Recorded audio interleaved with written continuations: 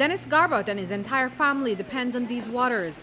Like many other Toledo families, the Garbuts make a living from the seas. Now that we're tour guides and dive instructor and that type of thing, and fly fishing guides, we're basically doing, when I say we, I'm talking about my family in general, my brothers, my sister, cousins, quite a number of them, and even uncle. We grew up in Punta Negra doing commercial fishing for a living, so we used to extract fish and take it to the market for selling. If somebody would have told me that later on I would have won a business, I would have said yeah to that. But if they said that business would be catch and release and you'll be able to make fish swim again and still make money off of it, I say no, that sounds possible. So no, for us it's really and truly it's a success to the extent that we're still doing what we want. We still get our gills wet, so to speak. We still get in the water. We still do everything like that. The good thing is we don't have to kill the fish and put it on the scale anymore or in the market anymore. We still consume fish because it's a part of the tourism industry. People come here and they want to eat some of the marine resource that we have. Just off the coast of Punta Gorda Town is the Port Honduras Marine Reserve. Established in 2000, this reserve is made up of multi-use zones. 95% of it is open to general use, where commercial, subsistence, and recreational fishing are permitted within the limits of managed access. Only a few people that look for that particular sport. And guess what? Port Honduras and Toledo, or Belize on a whole, offer this sport to people, meaning they permit the bonefish and the tarpon. And it's so important that Belize have protected by law bonefish permit and tarpon.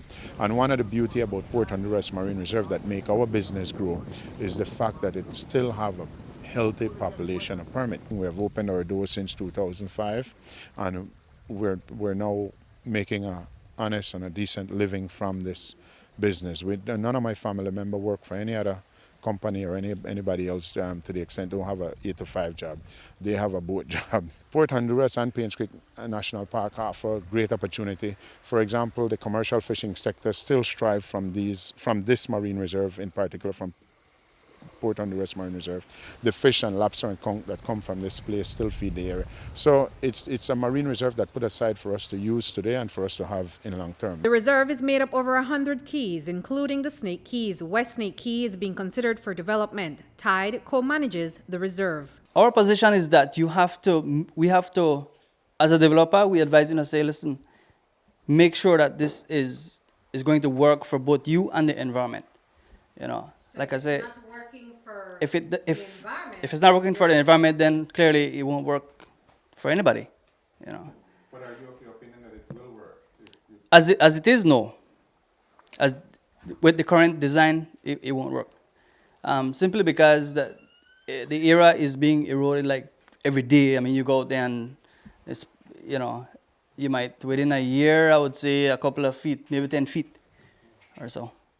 And so you have to be careful when you want to put that development in that area. It's going to erode. Despite the cultural, ecological, and economic value of the Port Honduras Marine Reserve, these areas remain vulnerable to a multitude of threats. The residents of Punta Gorda who use this area remain concerned about gillnet fishing, possible oil concessions, as well as development projects. Port Honduras, we used to get an average of about 10 to 15 gillnets a year, meaning confiscate. I'm talking from the ranger standpoint. We used to confiscate that amount, sometimes up to 25 or 30 gillnet in certain years, in the very preliminary. Well, by now I expected it to be zero, but that threat is always there. We passed the ranger station and you saw 2 gillnet on the dock, for example, that those guys had confiscated either last night or 2 nights ago. That's the type of threat that continue to threaten this marine reserve. Things like building on these islands, dredging, whatever that type of thing. I'm not hearing any of that happening right now. Even if they're prospecting for oil or that type of thing, those concern us greatly because I see them, if for example, if oil was to be found in this particular area, it's nice to have oil and we all need to drive vehicle and all of that. But at the end of the day, how will this affect us? What's the plan? Who is talking to us? You know, who's telling us what's the plan? What's going on? You know, what are we going to be getting from this resource?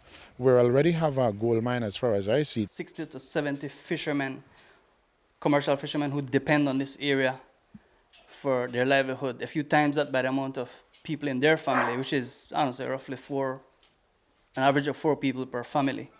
That's already 240 people being affected directly. And that's just commercial fishers. You have tour operators, you have tour guides, you have recreational fishermen, sport fishermen. You know, it's a lot. And that's just, you're just talking about people's livelihood. You're not even talking about the ecological value of the area. You're talking about a whole lot of money. Dennis could tell you that the tourism industry alone for him is, I think he estimated that at $1 million or $1 million US. 100 million a year. Right. And that's just one industry. And for reasons like those, it is important that the Port Honduras Marine Reserve is protected. PG doesn't have no other industry, but there's no major industry per se. So many of the residents in this area depend on the sea in some way or the other. You look at the decisions that we are making right here in Belize today, they have impact tomorrow, not down the road, not generations away, not out of our lifetimes. So it's really important that we participate, that we insist on participation, that we know what's happening, because these decisions will impact us in some way, shape, or form in very short order. The people coming in, damaging it, whether it's illegal and unreported fishing with bad fishing gear, whether it's, you know, careless developers, whether it's oil, if that ever comes back, they can pack up and they can go home. This is our Belize. Where do we go after we've destroyed what we have? We all know that the killing the golden goose.